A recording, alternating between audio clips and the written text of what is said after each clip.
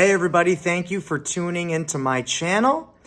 So in these next 3 videos, I'm going to break down how to learn the handstand. This is a skill that is really hard to get because it takes so much consistency at first. So when you're practicing the handstand, when you're first trying to learn it, in order to really start to get those initial holds of 5 to 10 seconds, you need to literally be practicing your handstand 5 to 6 days a week. And to a lot of people, they can't devote that much time to anything really because they have so much going on. And it's that fact alone that will deter people from continuing to work on the handstand. Now, keeping in mind, once you get those initial holds, you don't have to train for the handstand that often. It takes a lot less to maintain it once you get it. But to finally get to that point, I'm really serious. You need to be doing these exercises all the time. 5 to 6 days a week, and you need to be performing them for somewhere around 8 months to a year before you're really going to start to see any definite changes. Now, if all of that information didn't scare you and you're ready to continue to learn how to get your handstand, make sure you subscribe and I'm going to get you started. In this first video right now, we're going to talk about things that we can do to prepare our body to go upside down, as well as prepare our body so we can learn the alignment cues that we want when inverting. So we're going to start with the first thing, getting our hands and our wrists ready. When we're going upside down, we're putting literally all of our body weight into our hands and our wrists. And if our muscles, tendons, ligaments, cartilage, fascia, if all that stuff in here isn't prepared and it's not ready for that extra weight load, you're going to get hurt. So what I would have you do, again, all of this training takes a very long time and it's okay. You need to be patient. So what I'm going to do is I'm going to go through our 6-point wrist prep, our first knuckle raise, and our reverse wrist curl. So the 6-point wrist prep starts with our hands on the ground. Our pointer fingers are going to be parallel to one another. I want to space my hands out somewhere around shoulder width apart. If I were to have my hands wider than shoulder width, you'll see here that my arm column isn't vertical. It's actually slightly tilted, and that means that there's going to be less integrity with my bones at this angle. If I can have my hands shoulder width apart and I can have my bones totally straight and vertical, this makes a lot more solid of a base to practice your handstands off of. So when we're doing all of these wrist conditioning drills, you're actually teaching yourself the hand placement and the hand alignment. So our first position here, I put my hands on the ground, pointer fingers are parallel, I'm shifting my body forwards and backwards. Every time I go backwards, I'm pushing my fingers into the ground. I let go of that push. I bring my shoulders forward. Let me give you a side view so you can see what this looks like. Forwards and backwards, forwards and backwards. So you can do these stretches anywhere from 30 seconds all the way up to 2.5 minutes, whatever feels good for you. Our second position now is going to be to externally rotate the hands away from each other, getting as much external rotation as you can. It doesn't matter if it's a lot or a little bit. We're only looking to stretch out our forearm muscles. And in this case, with the palms down, we're stretching these flexor muscles. So now with this one, I'm going to go backwards and I'm going to push my fingers to go forwards. And it isn't just moving front and back that's important. You can also go left and right. The combination of front, back, left, and right starts to get you into some circles. The most important thing is moving in a way that you're going to feel a stretch. If you're doing this and you don't feel any stretching at all, everything just feels loose and good, then you don't have to spend as much time in this position. Now, the third one with palms down is going to be internal rotation. Fingers are either going to face each other, or eventually maybe the fingers are going to be facing the opposite knee. I'm going to go left and right, or I'm going to go front to back, or I'm going to go side to side, or I'm going to do circles. Once again, the movement part of this is up to you. I want you to move in a way where you're going to feel the stretch. Doing this for 30 seconds, up to 2 minutes, whatever feels good. Once you've done all your stretches with your palms on the ground, now what we're going to do is we're going to put our top of the hands on the ground. So now this is flexion of the wrists. And when we flex the wrists, we're now stretching those forearm muscles on the top. We refer to those muscles as the extensors. So you'll notice that with the top of my hands on the ground, I'm actually going to sit back into this top of heel sit position. That's because I want to have more weight in my legs and a little less weight in my arms. Especially if you're a beginner, you don't want to put too much weight in your hands like this. You want to build it up over time. But I do want you to notice that I am putting the entire top of my hand on the ground. I'm doing my best to straighten out the arms and externally rotate the arms. This is internal rotation. This is external rotation. Internal rotation. I want to hold external rotation. Very weird to do at first, but this is going to come into play when you're going upside down and holding your handstands. Your arms are going to want to be in this externally rotated position. So again, one of the benefits of doing all this preparatory work is getting to know what the alignment is. And that is the alignment for your hands, the alignment for your arms, the alignment for your torso, and your legs. So you can do about 30 seconds to 2 minutes here. Once you're done that, you're going to externally rotate the hands. You can see here how I'm straightening out my elbows. I'm going forwards and backwards. Each time I push myself back, I'm always pressing my fingers into the ground. This is actually activating these extensor muscles while we're stretching them out. And if you see anything about my posts, you know that taking your muscle through the fullest range of motion and adding a strength component is the definition of mobility training. Okay, so we do this position for 30 seconds to 2 minutes, and the final one is going to be internal rotation. Now, with this one here, I can either go left to right, I can go front to back, or I can do circles.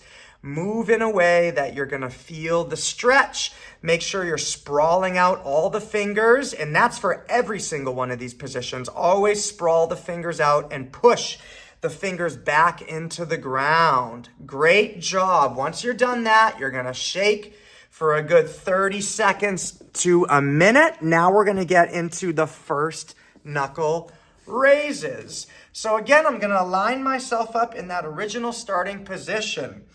Palms on the ground, pointer fingers parallel, hands about shoulder width apart. My elbows are straight, and I'm going to externally rotate those elbows so the elbow pits are facing forward towards you. So this is going to be my position. Now what I'm going to do is I'm going to turn sideways so you can see that I'm keeping my shoulders stacked over my hands.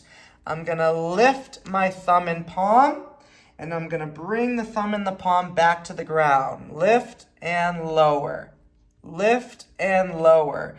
A common error is to push yourself back and then come over the hands.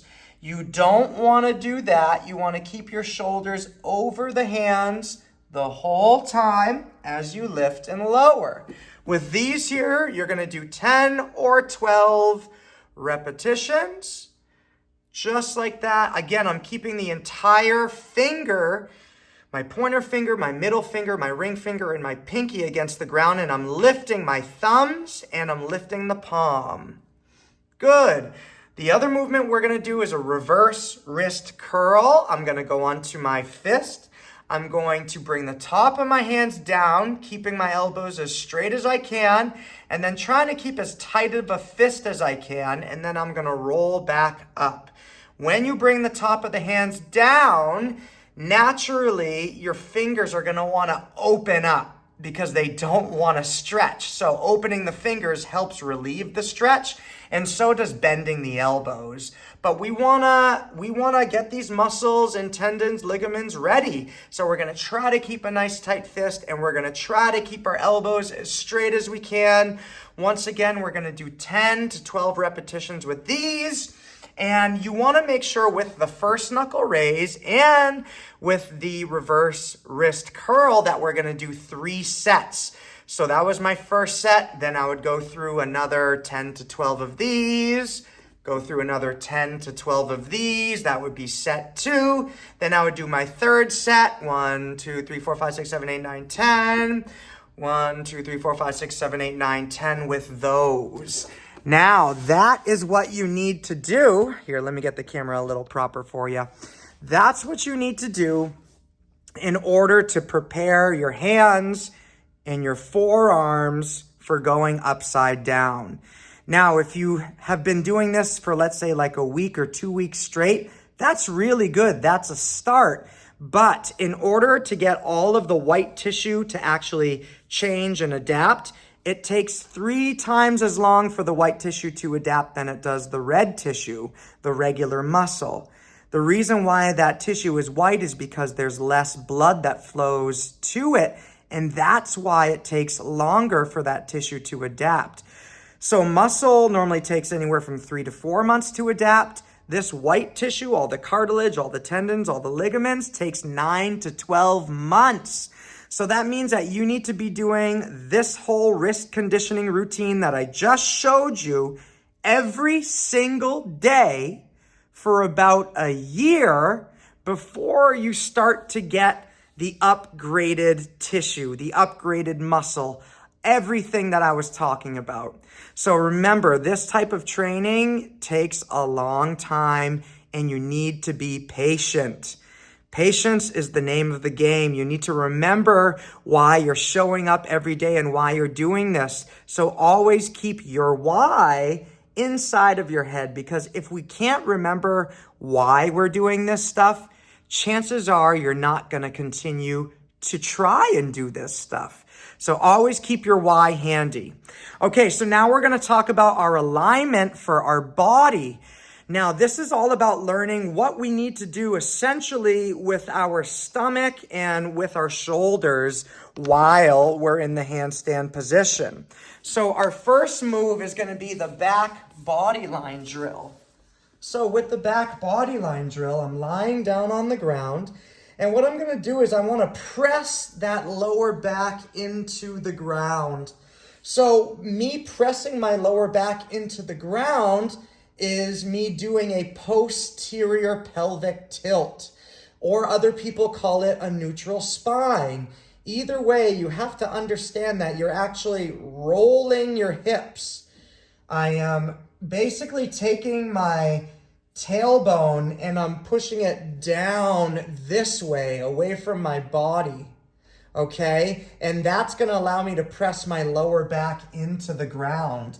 Once we have that position, you're gonna take your arms, you're gonna squeeze them into your side, and you're gently gonna lift your head, neck, and shoulders so we can create this nice rounded upper body with the posterior pelvic tilt neutral spine. Now, keeping my feet on the ground would be the easiest variation. If I wanna start to make things harder, I would lift up the legs, then I would begin to lift the hands, and then at this point, I can start extending either the legs and or the hands to whatever lever I want, just as long as I'm keeping my lower back pressed into the ground. This back body line drill is very easy to cheat because the second your lower back starts to lift up off the ground, you're not in the right form anymore, and that means that you need to repress your back against the ground. So you really need to make sure that you're being honest when you're training this move. You're really pressing that lower back into the ground the entire time. With this back body line drill, you need to build it up where you can do 3 sets of it for 60 seconds, and you can do it all back to back. Once you've built up the strength, to hit those requirements, now we're going to move on to the front body line drill. The front body line drill starts to look a little more like the handstand. So now, front body line drill, I'm going to lie down on my stomach. My feet are going to stay connected. My big toes are touching, and actually so is the rest of my legs. I can feel the connection with my calf muscles and with my thighs. I'm just going to allow my legs to actually lie on the ground for this move, and that's the nice easy part. My head is actually going to be looking straight at the ground, and I'm going to just be grazing my nose on the ground. So I'm going to touch my nose and keep it hovering at this point. With my torso, I'm going to go into that posterior pelvic tilt. So watch this. 3, 2, 1. Boom. There's that posterior pelvic tilt. I'm going to let go of that posterior pelvic tilt. So you see how I created that arch in my back? What we want to do is eliminate that arch, and we want to create that flat lower back. So 3, 2, 1. Boom, right there. Now, it's going to be different than lifting your hips and doing it. A lot of times people will just lift their hips up trying to do that posterior tilt, but that's not the same thing. You want to keep your hips low, but you want to roll the hips so the back gets flat. Okay, so our feet are together. My nose is grazing the ground. I'm in that posterior pelvic tilt. Now my hands, the easier variation is just to bring the hands out to the side. The harder variation, which is what I would want you to build up to, is now you're going to elevate your arms up over your head. You're going to get your arms to shoulder width apart. And you're going to elevate those shoulders up towards your ears. Ideally, you would have a stick in your hand, and that's just going to help you kind of stabilize the hands. It's going to help you keep that shoulder width. Let me give you a little bit of a side view here. So with this one, you're going to build it up to 60-second holds. If at first you can only do 20 seconds, I wouldn't want you to do your first set at 40, your second set at 30, and your third set at 20. I want you to build it up evenly. So I want you to do all 3 sets with the same number. So that means that if you can only do a 10-second hold, that's where you start. You're going to do all 3 sets at 10 seconds. Do that for a good 4 to 6 weeks, and then you'll see that you actually have more strength, and now you can hold it for, let's say, 20 or 30 seconds for all the sets. Once again, you're looking to build this movement up to 60 seconds for 3 sets back to back. I'll get into it one more time. Feet together, feet are on the ground. In my posterior pelvic tilt, I'm touching my nose to the ground, and I'm getting my arms up overhead, and I'm elevating my shoulders up towards my ears. Holding this position nice and tight. 4, 3, 2, and 1. Good. We're going to come out of that. Very, very nice right there. So there you have it. The alignment drills and the preparatory work for the handstand is basically that. It's not even going upside down. So a lot of people tell me that they could never train the handstand, but what they don't realize is that training for the handstand involves a lot more than just kicking up and trying to hold a handstand. We need to make sure that we're breaking it down part by part and we're learning everything clearly. And you need to make sure that you're building up the strength in all of those individual parts before we can bring it together into a freestanding handstand. So make sure you watch the videos that's on the screen right now to learn more ways to incorporate exercise and fitness into your life. Stick around next week where we're going to talk about the strength component for the handstands. Again, today was all about the handstand alignment. I hope you enjoyed it. This is Mini Movement Man saying be kind to one another and move well. Peace.